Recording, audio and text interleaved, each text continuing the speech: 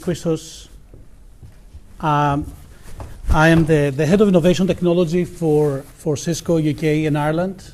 And I run also a specialized team called Cisco CREATE. Just to give you a kind of an introduction, I am an engineer. I am an engineer for the last 30 years. I've done product development, I've done product management, product marketing, I've done business development for products. I've worked in Europe extensively, but also Middle East, Africa, Russia, and Latin America.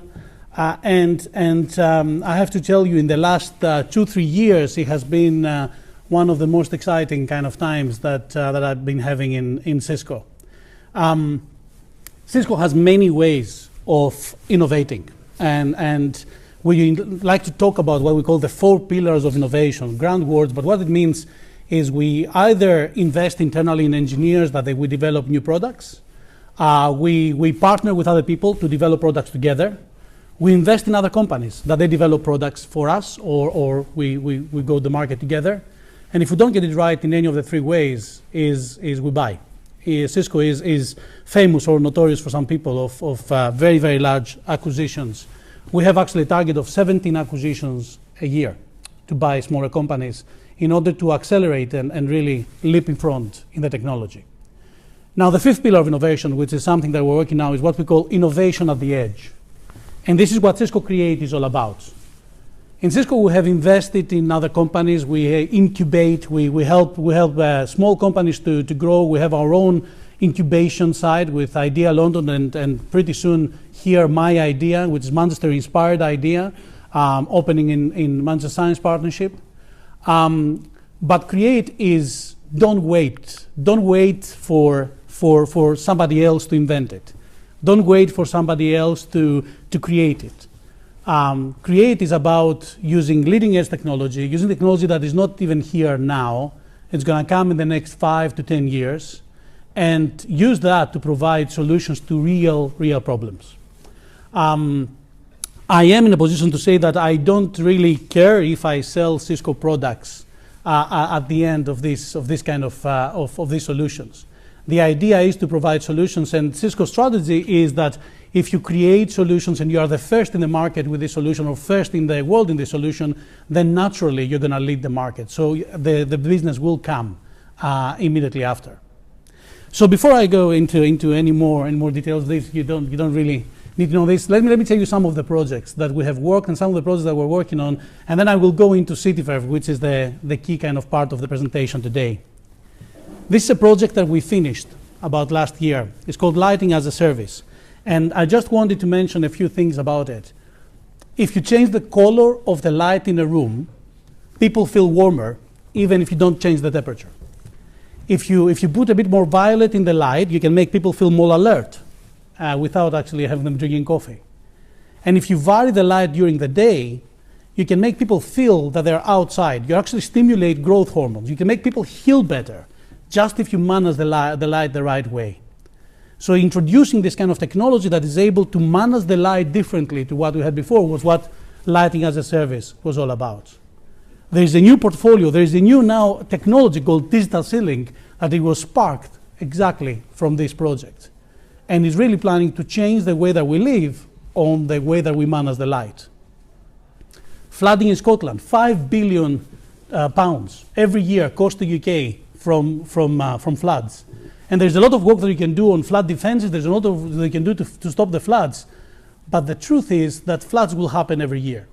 Today, in 2017, it takes 4 hours from the time that you have a flood to do the first action. To take the first action takes 4 hours.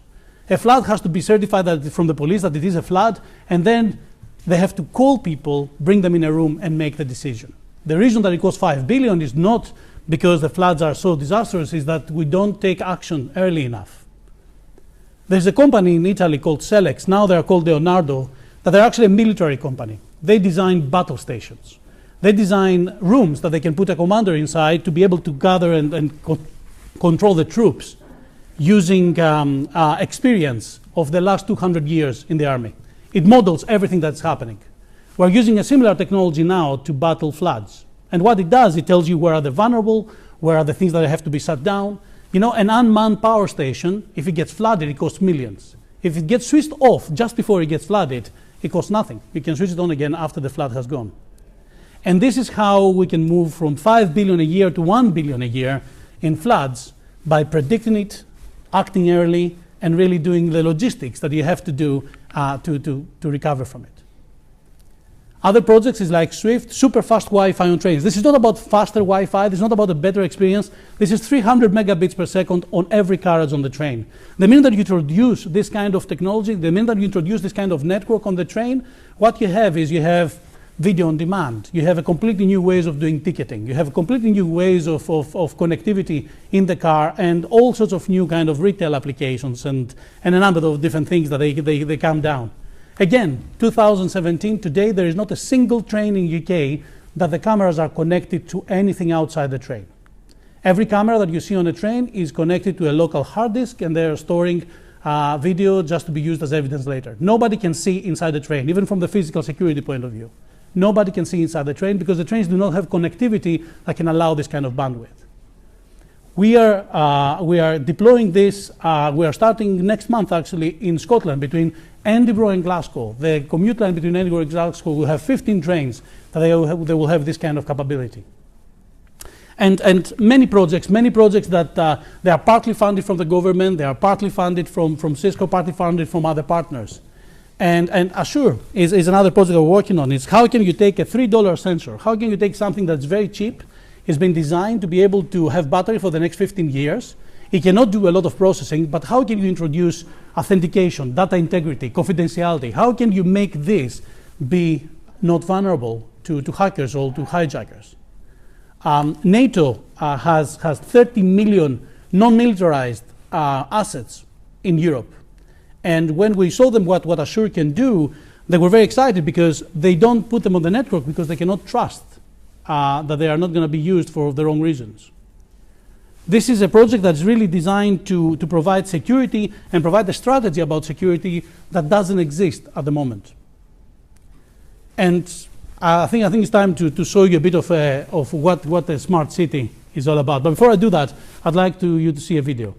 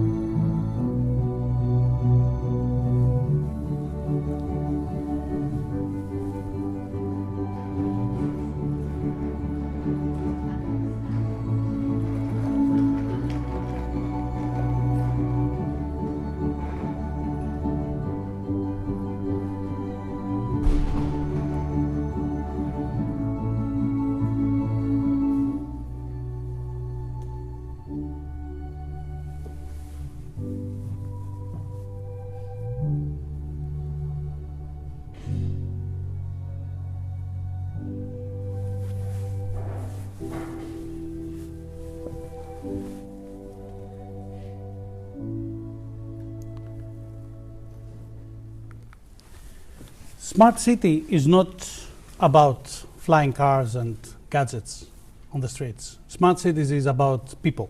Smart cities is about citizen. It's about making things better, making things safer, making things faster.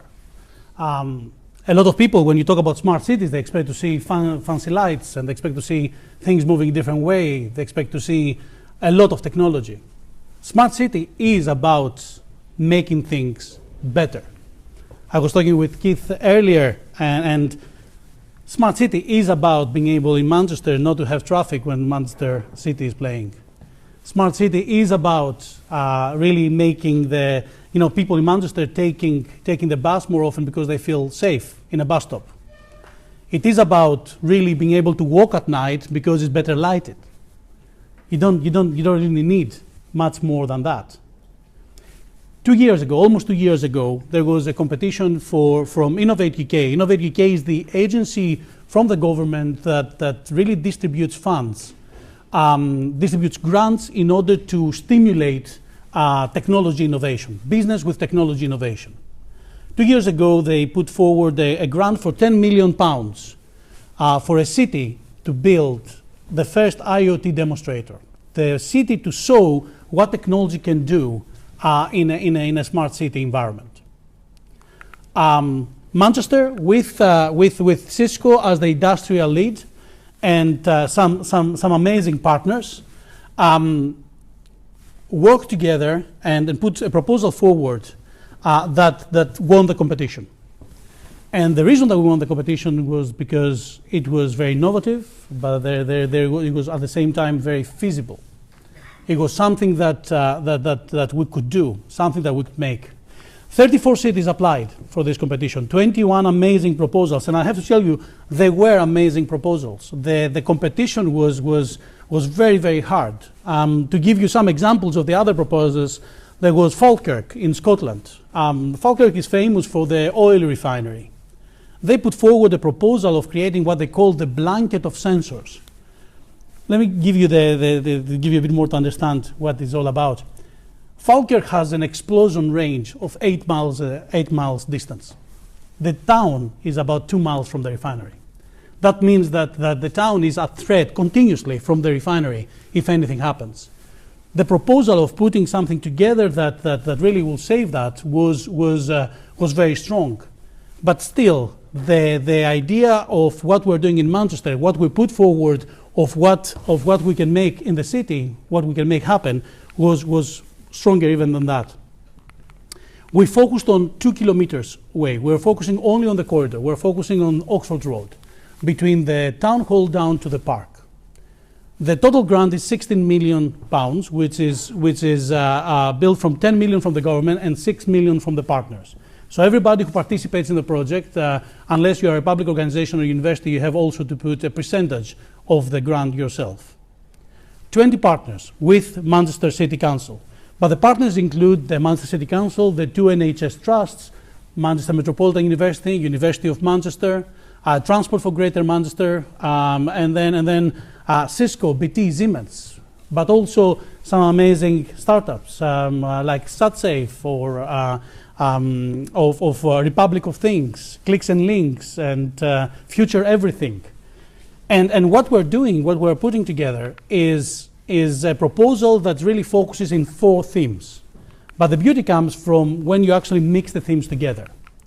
We're looking into healthcare. We're looking into using technology to change people's life from the point of the healthcare and social care. We're looking in COPD, chronic obstructive pulmonary disease. This is long-term emphysema. This is the 5th killer in UK. It's one of the diseases that just monitoring the patient is not enough. The best way to save people is to tell them where are their pollution hotspots, what place they should avoid. Mix that with the transport information and being able to say to people what route they need to take, and that's how you save lives. Creating a completely new logistics system for community wellness to allow people to work together to be able to create groups, or help social workers when they really go out in the field. Protect them, but also give them all the tools to really being able to communicate and keep in touch with every patient. On transport, we talked about the talkative bus stops and road safety and all sorts of city concierge and e-bikes and a lot of things that they're very unique. All of them are, don't forget, we are doing things that they have not done before. Let me give you an example. In bus stops, let me give you an example of what it means about linking things together, connecting the unconnected. 2 Today, most people have ways of measuring the steps that they are working every day. Your phone will do it even if you don't ask it to. Telling you that you're walking, 1,000 steps or 2,000 steps. We know that the healthcare guys, they tell us that actually if you walk 10,000 steps a day, you can reduce, well, not you, but it's in our age now, you can reduce the heart attack down to 1/5 of what was before if you increase your steps from 1,000 to 10,000 steps a day. The thing is that it's a good incentive to know that, but people still don't walk more just because they know that. So we wanted to put more incentive. We're introducing a new feature now into the bus stops, which is if you go into the bus stop, every bus stop now, by the way, has all sorts of check-in mechanisms. So the bus stop will be aware that you're in the bus stop. The bus stop will offer you that if you walk to the next bus stop, the bus fare is free. So the only thing you have to do is walk from the one bus stop to the other, and then the bus fare is free. The most amazing thing is that the healthcare guys are willing to pay for the bus tickets if you're actually doing that. And the system will even tell you if you're going to lose the bus if you're doing this. But this is now how you can put the logistics, how you can put the technology to take something from an incentive and make it really put the substance behind it to make it happen. We're looking into the energy and the environment. We're really monitoring air quality. We're introducing smart parking. We're introducing smart lighting. We're introducing next generation BMS. We're introducing air quality outside and inside buildings.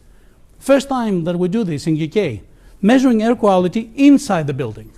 Most people measure the air quality outside on the streets in the smart city. But the truth is that the air gets trapped inside buildings. And a building in front of a road collects more gases, more poisonous gases than the environment outside because of the air conditioning that sucks air in. And then these gases do not leave. So you end up having a much worse environment inside the building than outside. Being able to monitor it, being able to action it is what is all about. And then, of course, we're moving into the element that I think is very, very unique when you look into cityverve. And this is the whole idea of the social element, the whole idea of how we involve the citizens. We put forward a proposal. We said we're going to put the citizen in the middle. We're going to make a very user-centric design. It's good to say it from the one side. How do you make it a reality is a different thing. I've been in product development for all my life, and I can tell you that when you have subject matter experts, it's very difficult to introduce somebody who has no idea about the subject matter, like for example, transportation, and go in front of somebody who's been working in transportation for the last 40 years and tell them what they need to do in order to improve the service. But we did that. We created something called the Citizen Champions, and we created forums that we gave them the power to really give us advice. Not only review our ideas, but produce their own ideas. We're introducing a social platform that is going to involve everybody. We're using a company called Kilter from Scotland, and they have developed something that's called a micro-social platform, micro-located social platform. Means that if you go on the platform when you're here, it's different to when you are about 50 meters away. It's all about what's around you, what is the bus stop in front of you, what's happening to the shop behind you. It's a social platform that really takes into consideration where you are in the city every time you use it. But social platform is one thing. You have a lot of people that they don't really communicate with using digital form. We are putting artwork in the middle of the street. We're putting 2 major art installations that are going to be physical. They're going to be things that people are going to be able to see, and they're going to see how their city really is considering and how is taking into account how people work and how people live and how people go through the city. We did the interview we did actually the brief of the artists about 2 weeks ago, and there was a lady there, one of the artists that hopefully she's going to be one of the one chosen. She designed this amazing tree in Amsterdam, which is all fancy lights and everything. It's a big tree. It's a major tree that changes colors to represent what's happening in the environment. It changes colors in the local area to represent how much the pollution really affects it. And it's amazing how fast it does it. If a car goes close to it and it detects the gases, the whole tree changes shape and changes color. And this is the kind of art that we want to make. We want to try to invite people to see what technology can do. We're deploying plinths in the Mancunian way that they are going to look like big yellow boxes that people can sit on, but if you look at them through your phone, you will be able to interact through augmented reality with a lot of the city concierge elements. But we don't stop there. We designed the background infrastructure for cityverve is I think one of the key parts also of the project. We talked from the beginning with what we call the platform of platforms. We wanted to create something that it's replicable. We wanted to create something that is scalable. We wanted to be able to be replicated in London, but replicate also in a small town. We wanted something that is procurable. People should be able to buy it and deploy it. And we wanted to create something that it will make a city smart, independent of what actually solutions they deploy. So we're creating this platform in the middle that we can really replicate in every other city to make it smarter. And this platform in the middle can accommodate any solution. So from next month, we're going to do an open innovation call. We're going to invite individuals, universities, small companies. We're going to show them our APIs. We're going to show them our access to the platform. We're going to show them our data. And we're going to invite them to come up with solutions. We're going to have 24 winners in the next 12 months. We're going to host the winners into My Idea. We're going to give them all the technology support that they need. We're going to give them all the tools and all the resources that are needed to create the prototypes. And we're going to create 24 prototypes that there are solutions that we haven't thought yet. We have at the moment 128 use cases that we are deploying in cityverve, in Manchester in the next 2 years. These are an additional 24 use cases that we have not even thought that we were going to do. The idea of a smart city is not a smart city. It's not something that you put down and you design and you say, this is what exactly I need. These are all the solutions that I need for the city. It's a city that can accommodate new ideas, that can respond and react to new problems, and it can produce new solutions. What we want to prove with the open innovation in the next 12 months is that we didn't design just a smart city 2 years ago. When we finish 2 years from now, this is going to be the smartest city. And we are actually marketing it as the smartest city, not only in UK, but we're trying to do it also worldwide. When we put the proposal together, we looked what they were doing in Rio at the time, because they were positioned as a smart city. Tokyo, Singapore. In Europe, you look in Barcelona, you look in Hamburg, Berlin, Paris, Lyon actually, more advanced technology there. We looked into everything, and everybody was doing what we call just an isolated set of solutions that they put them together into a cluster and they call it a smart city. The truth is the cityverve is trying to do what everybody was dreaming about of doing in a smart city. And this is what cityverve is all about. So just to go out and wrap it up here on the speech, we are working into more things. We are trying to find even more solutions. We are looking into agrotech in Ireland. We are looking in connected autonomous vehicles. Actually, we have put already two proposals forward to do something here in Salford. We are looking into virtual reality, augmented reality. We are looking into mixed reality. We're looking into elements that really will change people's lives in the next 5 to 10 years. And we are doing more projects. The Cisco CREATE team, which I talked about at the beginning, is a team that consists of developers, project managers, financial and legal experts. Believe me, for working with grants, you need much more than just developers. And then it's a team that has researchers, has a lot of people from universities, and we are based in Camden. We are based in Camden Town Market, inside the market. It's where our headquarters are in London, and of course we're based also here in the MSP. This is also the headquarters for cityverve, and the new place is going to be the My Idea is the MSP1. Actually, it's called One MSP. Is the new building coming up in the Manchester Science Partnership, and it's going to be the space. This is going to be the smartest building in Manchester. We're putting all the new technology, the lights that I described and everything else are going to be visible into this building, and we're making sure that we are showcasing the best of the technology. And this is it. This is cityverve. This is Cisco CREATE, and I'll leave you with this quote, which is, as I started: don't wait for somebody else to invent it. Don't wait for somebody else to bring the technology to the market. is jump on the front and create it. Thank you.